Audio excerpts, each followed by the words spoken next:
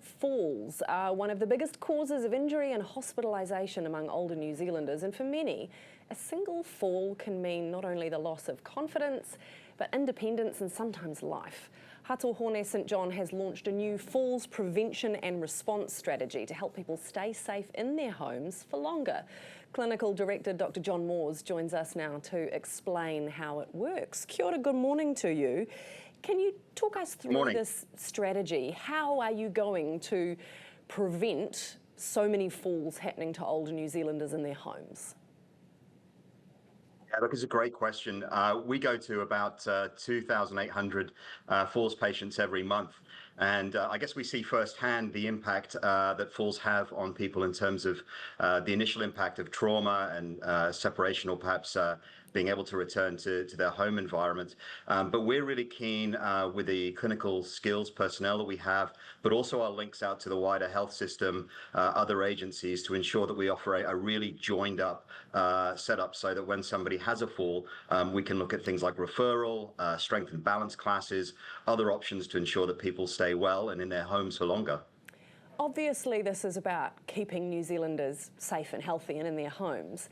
But do you also need this to happen to take a bit of a pressure off the ambulance service? Yeah, look, I think absolutely. I mean, you know, there's the pressure conversation. I think there's also the wider impact on the health system. We know that 1 in 3 of every New Zealander over the age of 65 will have a fall, 1 in 2 over the age of 80. So it's a significant impact, not only for us, but also the wider health system. And we're really keen not to cart Nana off to hospital every time she has a fall, but make sure that she's got the right care and that she's connected to the right option. So we see our role not necessarily in the traditional ambulance sense of driving somebody to hospital, but really looking at those good referral options. And if we can do that, that'll help reduce demand for us and also the wider health system. Is it also about those who know and love those older people intervening and saying, hey, we need to get some preventative stuff in place? Because older New Zealanders might not necessarily acknowledge the risk themselves and not want to be mollycoddled, I suppose. Yeah, I think absolutely. It's definitely a whānau approach. So I think, you know, wrapping support around your nana or your pop, getting involved as well, thinking a bit about environment, thinking a bit about strength and balance.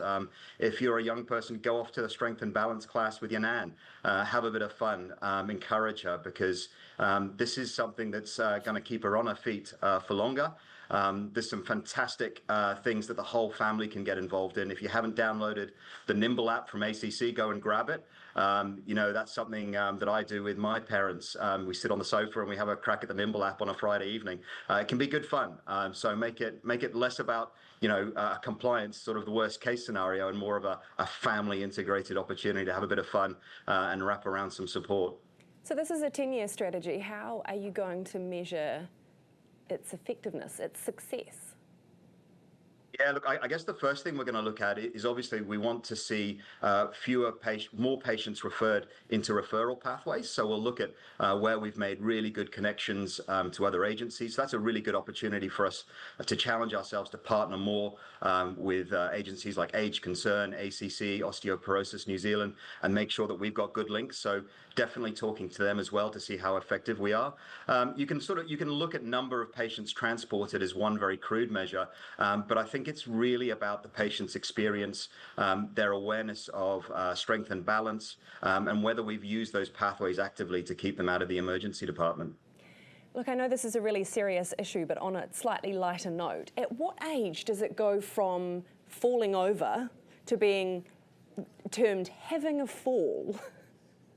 Yeah. Look. You know, I thought about this the other day because I was walking to a meeting and I slipped on some coffee and went over and I thought, man, I've just hit 50 and was that a fall? But I sat down with a Nimble app and had a crack to sort of see what my risk factors were and how I'd respond. Look, I think we know that patients over the age of 65, it's the most significant cause of trauma. It has the most significant impact in terms of people's ability to stay in the home. But certainly once you're hitting that 65, the risks of wider harm increase. But hey, look, if you're hitting your 50s, a bit of strength-based exercise gets you prepared and ready to go for that next step. Oh gosh, people will be saying 50. Does that mean I'm old?